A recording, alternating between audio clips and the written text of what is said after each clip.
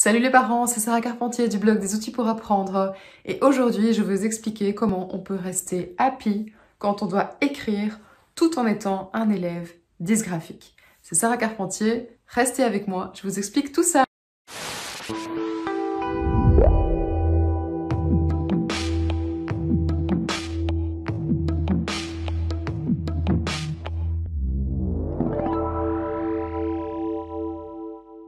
Alors qu'est-ce que la dysgraphie d'abord? Donc la dysgraphie, c'est un trouble de l'apprentissage qui est causé par un problème de motricité fine qui va affecter le geste graphique et au final la qualité de l'écriture chez un enfant. Le trouble de l'apprentissage est à ne pas confondre avec une difficulté d'apprentissage que votre enfant pourrait avoir simplement parce qu'il fait face à un nouvel apprentissage, un nouveau geste à prendre au niveau de son écriture et simplement ça fait référence à son développement en fonction de son âge chronologique. Donc je referai une autre vidéo dans laquelle je vous expliquerai en fonction des différents âges quelles sont normalement les compétences que votre enfant devrait avoir acquises par rapport à l'écriture. Dans cette vidéo, je ne m'attarderai pas sur les origines de la dysgraphie, simplement parce que je vais me focaliser sur ce que vous me demandez le plus souvent dans les mails que je reçois, donc mails du site des outils pour apprendre, à savoir qu'est-ce que je peux mettre en place pour aider mon enfant qui est dysgraphique à la maison, ou qu'est-ce que je peux mettre en place à l'école, dans ma classe, en tant qu'enseignant pour accompagner un enfant dans toutes ses spécificités. Ce qu'on appelle aussi donc les aménagements raisonnables et raisonnés, c'est-à-dire des aménagements, des modifications, des pratiques pédagogiques qui ne vont pas entraîner une surcharge de travail inconsidérée pour l'enseignant qui est déjà souvent complètement mis à mal par tout ce qu'il doit faire et par le nombre d'élèves qu'il a. Comment accompagner son enfant avec des exemples? C'est par ici que ça se passe, prenez note, je passe en mode PowerPoint. Première petite astuce pour le parent qui veut accompagner son enfant ou pour l'enseignant qui veut accompagner son élève.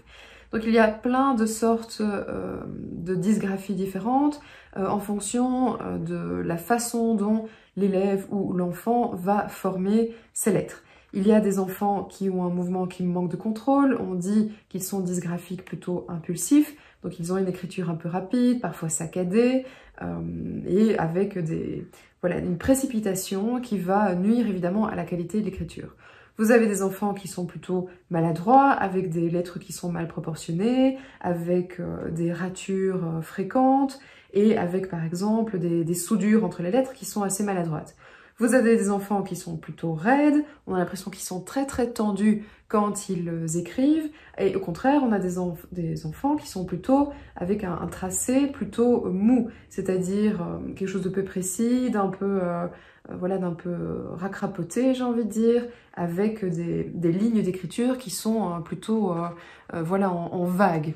Donc, pour tous ces types de dysgraphie, j'ai envie de dire, il y a des solutions spécifiques. Mais en règle générale, ce qu'on remarque quand même, c'est que la majorité des enfants qui sont qui ont problème au niveau du graphisme, on a souvent des lettres qui sont mal proportionnées. Donc quelque chose qui est facile à mettre en place à la maison, c'est de faire les dictées ou de faire écrire les textes à l'enfant sur des pages d'écriture sur lesquelles les lignes sont tracées en couleurs, avec des couleurs différentes. Donc souvent, donc vous pouvez voir, je vais vous mettre un lien en bas, si vous allez sur n'importe quel site de vente en ligne, il y en a plein, mais il y en a un dont je ne citerai évidemment pas le nom, vous pouvez facilement vous procurer des blocs de papier avec donc ces lignes qui sont colorées. Vous avez donc une ligne marron sur laquelle les lettres sont censées être posées. Ensuite, vous avez des petites lettres qui doivent monter jusqu'à la ligne verte. Alors, on peut expliquer à l'enfant, voilà, les petites lettres, elles restent dans l'herbe qui est la ligne verte.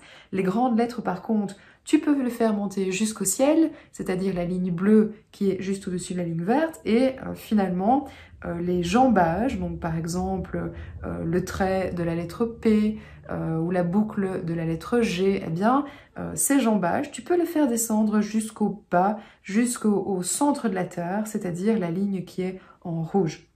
Et il y a plein d'applications numériques qui peuvent aussi aider l'enfant, qui peuvent être motivantes pour lui, telles que par exemple des jeux de labyrinthe, telles que l'application Serpodil, telles que des applications d'un monsieur qui s'appelle Emmanuel Crombé. Et je vous mets un lien en dessous de cette vidéo, qui est un lien qui mène vers un article où constamment, dès que j'ai une idée ou dès que j'entends parler d'un outil numérique qui peut aider un enfant qui présente un trouble de l'apprentissage, je le mets. Donc ça peut concerner les enfants dysgraphiques, mais ça concerne aussi les enfants dyslexiques, dysorthographiques, dyscalculiques. Voilà. Alors ça, c'est déjà donc une première chose. Ensuite, il est clair que proposer à l'enfant dès le plus jeune âge des lettres à manipuler pour qu'il puisse associer une image mentale à chaque lettre, c'est une bonne idée. Donc, il y a du matériel qui est conçu pour la rééducation, mais ce matériel pourrait tout à fait aussi être utilisé pour l'apprentissage scolaire, que ce soit en classe ou que ce soit un accompagnement à la maison. Alors certains enfants vont préférer utiliser un stylo numérique pour avoir des notes qui sont correctes et qui sont lisibles quand ils doivent revoir la matière. Alors encore une fois, l'outil numérique n'est pas là pour simplement, éviter le problème. L'outil numérique est là pour accompagner l'enfant. Un enfant, je ne le dirai jamais assez, je l'ai dit dans les autres vidéos qui concernent les autres troubles de l'apprentissage, un enfant qui présente un trouble de l'apprentissage est un enfant qui est en souffrance, c'est un enfant qui a un manque d'estime de lui, et il faut absolument tout faire au départ pour redorer cette estime de lui. Parce que sans estime de soi, on n'arrive à rien et surtout pas à apprendre correctement. Donc, si votre enfant préfère à un moment donné utiliser un stylo numérique plutôt qu'un autre outil tel qu'un crayon ou un stylo effaçable, eh bien, laissez-le faire. Alors, en tant qu'enseignant ou en tant que parent, quand on voit un texte avec des ratures, on a toujours tendance, et je le sais bien parce que je fais la même chose avec mes enfants, on a toujours tendance à leur demander de réécrire ce qu'ils ont mal écrit. Mais il faut savoir qu'un enfant qui a un trouble dysgraphique, ça lui demande une surcharge de travail, ça va lui causer une fatigue additionnelle et ça va diminuer à nouveau son estime de lui, donc ce n'est pas quelque chose de souhaitable. Pour la même raison, quand on parle d'estime de soi, on va éviter de demander à l'enfant d'écrire au tableau devant les autres. Donc à nouveau, c'est comme pour un enfant, par exemple dyslexique, on va éviter de le faire lire sans préparation devant les autres élèves de la classe. Pour un enfant qui est dysorthographique, on va éviter de le comparer à ses pairs en classe. Eh bien, pour un enfant dysgraphique, on va éviter de l'emmener au tableau, qui est un endroit absolument effrayant pour lui, parce qu'il sait que quelque part, il va être moqué.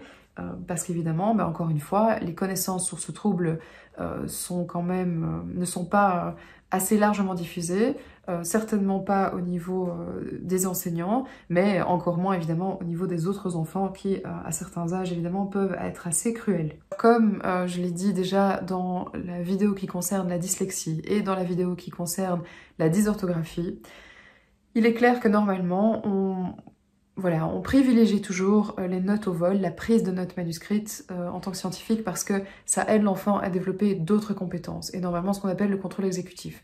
Cette règle ne vaut pas dans le cadre d'un enfant qui présente un trouble. On ne va pas l'obliger à prendre des notes au vol si vraiment c'est trop ardu pour lui. On va lui fournir les copies, c'est-à-dire donc s'il a dû écrire une leçon et qu'il doit réviser cette leçon le soir même, peut-être qu'on peut lui demander d'écrire au moins une partie de ce qui va être écrit par exemple au tableau, mais on va pas le laisser comme ça repartir le soir avec cette copie incomplète et souvent illisible. On va aussi lui fournir les notes, les documents en fait, les pencils qui vont lui permettre de vraiment se raccrocher à quelque chose le soir. Alors quelque chose qui fonctionne aussi très bien, c'est de permettre à l'enfant de décrire de façon imaginaire le mot en face de lui. Donc l'enfant en général, donc les enfants dyslexiques, dysorthographiques et dysgraphiques sont des enfants qui ont beaucoup plus de facilité à associer une image mentale à un mot.